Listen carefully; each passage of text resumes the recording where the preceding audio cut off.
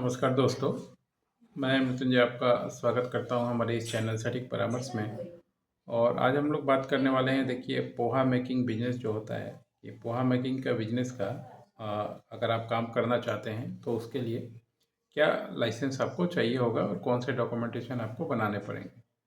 सबसे पहले तो जान लीजिए कि ये बिजनेस सेटअप कहाँ पे आप ज़्यादा अच्छे से कर सकते हैं और कौन से एरिया में ये ज़्यादा काम करता है।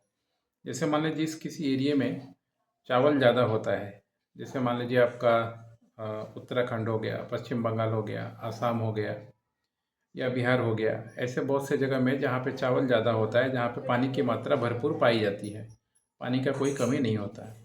ऐसे जगह पे अगर आप पोहा मेकिंग मशीन बैठाते हैं तो आपके लिए बहुत फ़ायदेमंद होता है, क्योंकि वहाँ पे जो धान होता है इसका, ये आप सस्ते से खरीद सकते हैं, गवर्नमेंट से खरीद सकते हैं, प्राइवेट से खरीद सकते हैं, किसानों से खरीद सकते हैं। क्योंकि जब इसका आपको रॉ मटेरियल सस्ता मिलेगा तभी आपको ये प्रोडक्ट बना के फ़ायदा होगा। अभी जो मार्केट में बिकता है आपको 50 रुपये किलो से लेके 70, 80, 90 रुपये किलो तक क्वालिटी वाइज मिलता है। अलग अलग क्वालिटी का अलग अलग रेट होता है। तो आप चाहें तो अपने यहाँ पे सेगमेंटेशन भी कर सकते हैं, कैटेगरी वाइज भी चीज़ों को रीपैकिंग करके बेच सकते हैं। जैसे मान लीजिए आपने ये मशीन बैठाया, तो सबसे पहले तो मान लीजिए आपको एक कोई ना कोई कंपनी खोलना पड़ेगा, चाहे सॉप एक्ट के अंडर में खोलें या पार्टनरशिप के अंडर में खोलें तो ज़्यादा अच्छा रहेगा। पार्टनरशिप में क्या होता है, पार्टनरशिप नोटराइज पार्टनरशिप में आप खोलेंगे तो सबसे पहले तो नियम कानून थोड़ा कम रहता है और उसमें आराम से बहुत सारा ऑब्जेक्टिव आप उसमें दिखा पाएंगे। पोहा के अलावा भी बहुत सारा काम इसमें दिखा पाएंगे जो आप करने के लिए बाद में आपको अलग से डॉक्यूमेंट्स नहीं बनाना पड़ेगा। इसके बाद उसका एक करेंट अकाउंट खुलवाइए, एक पैन कार्ड बनवाइए और फिर एक उद्यम का लाइसेंस लीजिए। जो भी जगह पे आप करना चाहते हैं वो सारा जगह दे के, ताकि मान लीजिए आप इस तरीके का जो मशीन खरीदें, अगर मशीन महंगा है तो आपको उसमें कुछ सब्सिडी मिल जाए। और जीएसटी नंबर वगैरह करवा के रखें, क्योंकि ऐसी मशीन बेचने वाले आपसे जीएसटी लेंगे तो वो आपको रिटर्न हो जाएगा। प्लस फ्यूचर में अगर कोई इन्वेस्टमेंट की बात हो तो मुद्रा लोन हो या बाकी लोन हो जो मिलता है वो आपको मिल पाए, इसके लिए उद्यम रजिस्ट्रेशन ज़रूरी है।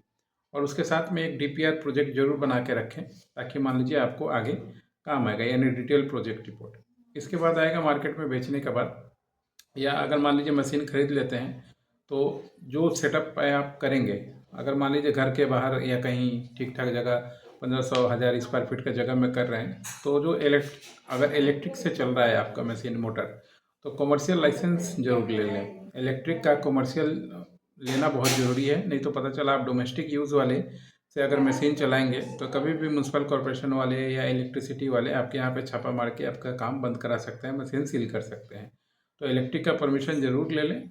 उसके बाद फिर मान लीजिए अगर आप पैकेटिंग रीपैकेटिंग करके बेचना चाहते हैं तो रीपैकिंग के लिए 1 किलो, हाफ किलो, 5 किलो ऐसे पैकेट बनाएं और पैकेट बना के फिर उसका ब्रांड रजिस्ट्रेशन करवाएं, किस नाम से आप बेचना चाहते हैं। जो नाम बेचेंगे पहले उसका रजिस्ट्रेशन करवा के फिर उसका जो डिज़ाइन है वो कॉपीराइट करवाएं।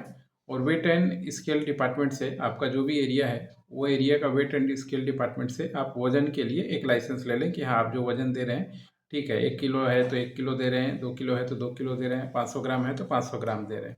इसके बाद फिर आप इसको, जब आपका जीएसटी हो गया, आपका ISO 9000 और ISO 22000 ये भी ले सकते हैं। क्योंकि ज़्यादातर देखिएगा पोहा मेकिंग जितने भी कंपनियां हैं जो ब्रांडेड ऑनलाइन या ऑफलाइन सामान बेच रहे हैं, सबके पैकेट पे आपको मिलेगा। तो उसके बाद फिर आप जो है इसको ऑनलाइन भी सेल कर सकते हैं, फ्लिपकार्ट, अमेज़ोन, ब्लिंकिट, ऐसे सब जगह पे आप अपने आप को रजिस्टर्ड करा सकते हैं।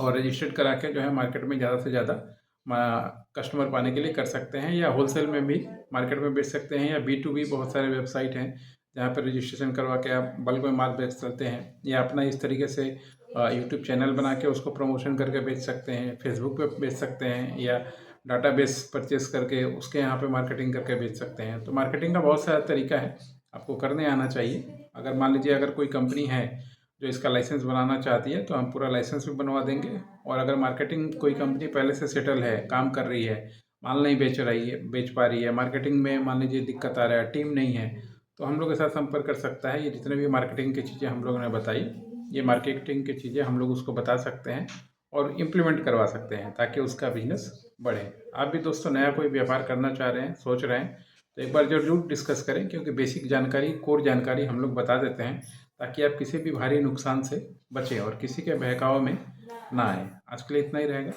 नमस्कार।